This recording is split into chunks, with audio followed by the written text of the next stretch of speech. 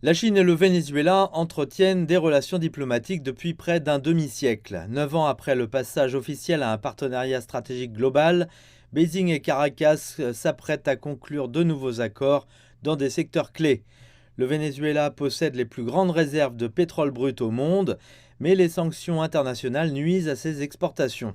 La Chine propose des financements et des investissements cruciaux, tout en promettant de ne pas interférer dans les affaires souveraines du pays.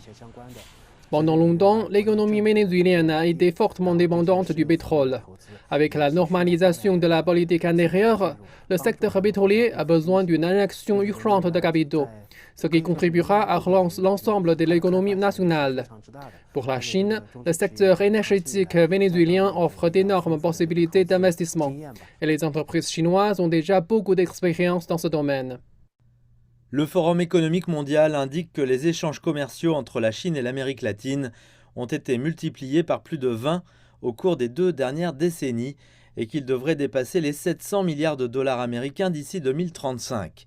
Mais le Venezuela reste un investissement risqué pour les entreprises chinoises.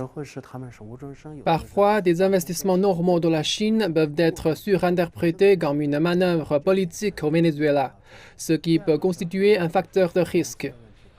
Deuxièmement, la cote de crédit du Venezuela a été abaissée au niveau le plus bas par le service des investisseurs de Moody's. Les entreprises chinoises auront des difficultés à se financer dans le pays. Elles doivent chercher à diversifier leurs investissements et à atténuer les risques de crédit. Malgré ces difficultés, l'empreinte économique de la Chine en Amérique latine devrait s'accroître.